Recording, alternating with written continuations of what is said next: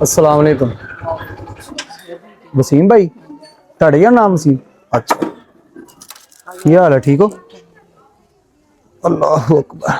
कितने अंदर ही आ जी।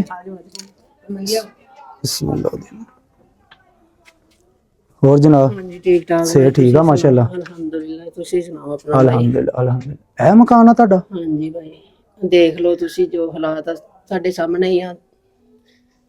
ਇਹ ਕੀ ਹੋਇਆ? ਇਹ ਛੱਤ ਤੋਂ ਫਾਟ ਗਈ ਸੀ, ਛੱਤ ਗਿਰ ਗਈ ਸੀਗੀ ਨਾ। ਇੰਨਾ ਸ਼ੁਕਰ ਆ ਵੀ ਕੋਈ ਨੁਕਸਾਨ ਨਹੀਂ ਹੋਇਆ ਹੈਗਾ ਬੱਚਿਆਂ ਦਾ ਵੀ। ਬਾਰਿਸ਼ ਇਹ ਤੇ ਹਲੇ ਵੀ ਬੜੀ ਖਸਤਾ ਜੀ ਹਾਲਤ ਆ ਯਾਰ। ਉਹ ਬਸ ਜੀ ਗੁਜ਼ਾਰਾ ਕਰਨ ਦੇ ਮਾੜੇ ਬੰਦੇ, ਤੁਹਾਨੂੰ ਪਤਾ ਕਿਰਾਏ ਤੇ ਬੈਠੇ ਹੋਏ ਆ ਤੇ ਕਿਰਾਏ ਤੇ ਆ, ਆਪਣਾ ਨਹੀਂ ਹੈਗਾ? ਆਪਣਾ ਨਹੀਂ ਹੈਗਾ ਜੀ। ਬੱਚੇ ਚਾਰ ਆ ਮੇਰੇ ਮਾਸ਼ਾਅੱਲਾ। ਤੁਹਾਡਾ ਨਾਮ ਸੁਣਿਆ ਸੀ ਮੈਂ ਬਹੁਤ ਜ਼ਿਆਦਾ, ਵੀ ਤੁਹਾਡੇ ਨਾਲ ਰਾਬਤਾ ਕੀਤਾ, ਵੀ ਤੁਸੀਂ ਬਹੁਤ ਅੱਲਾ ਦੇ ਨੇਕ ਬੰਦੇ ਆ। ਮੈਂ ਕਿਹਾ ਜੀ ਆ ਦੇਖੋ ਅਸੀਂ ਆ ਨਹੀਂ ਗਏ ਆਪਣੇ ਭਰਾ ਕੋਲ। ਹਾਂਜੀ ਭਾਈ ਮਿਹਰਬਾਨੀ ਆ ਗਏ ਅਸੀਂ। अस्सलाम वालेकुम बाजी। ਆ ਜਾਓ। ਕੀ ਹਾਲ ਬਾਈ? ਠੀਕ ਹੋ? ਹੋਰ ਬਾਜੀ ਸਿਹਤ ਠੀਕ ਆ ਮਾਸ਼ਾਅੱਲਾ ਮੇਰੀ ਭੈਣ ਦੀ? ਹਾਂਜੀ ਹੁਣ ਦੱਸੋ ਕੀ ਮਸਲਾ ਮੇਰੀ ਭੈਣ ਨੂੰ? ਭਾਈ ਉਧਰ ਹੋਇਆ ਥੋੜਾ ਜਿਹਾ।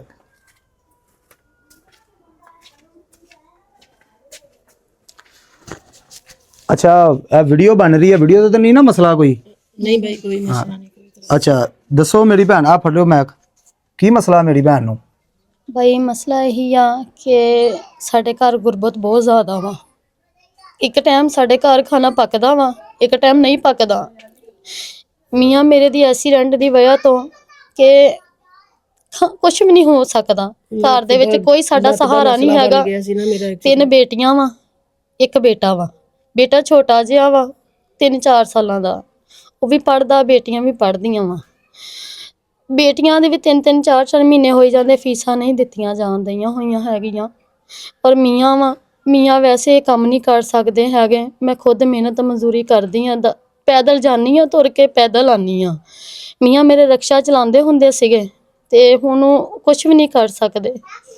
ते मेहरबानी आ मेरी सब भैन भाइयां अगे मेरी एक अपील आ कि मेरी मदद की जाए, मेरा ख्याल किया जाए कि मेरा मियाँ पैरों ते खड़ा हो जाए। जिद्दां मैं इन्हां दा साहस करके इन्हां नूं पैरों ते खड़ा कीता वा, उन्हां दी दवाइयां दारू दा साहस कीता वा, उन्हां नूं मैं बहुत इन्हां दी हेल्प कीती है। एक बीवी जो मेरे नबी पाक ने फरमाया कि औरत नूं इन्हां लिबास इद्दां बनना चाहिदा वा, मैं उद्दां इन्हां लिए हाज़र होई हां। पर मैं हर चीज़ कीती है इन्हां दे लिए। पर हुण मैं चाहनी हाँ मेरे भैन भाई मेरा ख्याल करो कि कुछ काम कर सकन। मेरा रक्षे दी अपील आ, मेरे मियाँ दी वास्ते रक्षा दिता जावे लैके, क्यों मेहनत कर सकन। बैठ के इन्हां को हो जाती है, उदा इन्हां को काम नहीं हुंदा हैगा। मेहरबानी है थोड़ी, मैं दुआवां च हमेशा याद रखूं।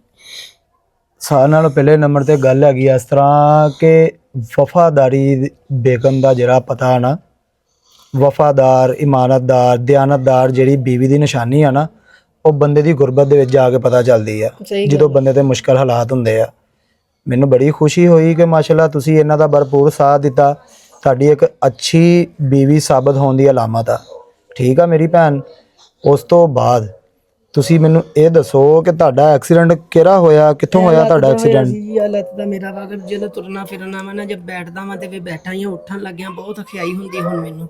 ਜੇ ਮੈਂ ਕੰਮਕਾਰ ਕਰਦਾ, ਮੇਰੇ ਕੋ ਘੰਟਾ ਕ ਕੰਮਕਾਰ ਜੇ ਕਰ ਲਿਆ ਵਾ, ਮੈਂ ਉੱਠ ਕੇ ਫਿਰ ਮੇਰੀ ਲੱਤ ਨਾ ਇਦਾਂ ਹੋ ਜਾਂਦੀ ਜਿੱਦਾਂ ਸੁੰਨ ਹੋ ਗਈ ਆ, ਜਿੱਦਾਂ ਮੇਰੀ ਲੱਤ ਨਾਲ ਹੀ ਨਹੀਂ ਹੈਗੀ, ਮਤਲਬ ਕੰਮ ਹੀ ਨਹੀਂ ਕਰਦੀ। ਹਾਂਜੀ ਮੁੜ ਕੇ ਫਿਰ ਮੈਂ ਘੰਟਾ ਰੈਸਟ ਕਰੂ। ਫਿਰ ਦੇਖੋ ਜੀ ਕੁਦਰਤ ਨੇ ਜਿਹੜੀ ਚੀਜ਼ ਬਣਾਈ ਆ ਨਾ, ਉਹ ਇੱਕ ਦਫਾ ਆਪਣੀ ਜਗ੍ਹਾ ਤੋਂ ਹਿਲ ਜਾਵੇ ਨਾ, ਫਿਰ ਤੇ ਦੁਬਾਰਾ ਉਹ ਉਂਝ ਨਹੀਂ ਹੁੰਦੀ ਹੈਗੀ। ਲੇਕਿਨ ਭਾਈ ਬਸ ਇਸ ਕਰਕੇ ਨਾ ਹੁਣ ਕੰਮਕਾਰ ਹੁੰਦਾ ਨਹੀਂ। ਮੇਰੀ ਬੇਗਮ ਕੰਮ ਕਾਰ ਤੇ ਜਾਂਦੀ, ਲੇਕਿਨ ਨਾ ਮੈਨੂੰ ਇਹ ਇੱਕ ਮਿੰਟ ਅਜ਼ਾਨ ਹੋ ਰਹੀ ਆ, ਅਜ਼ਾਨ ਸੁਣ।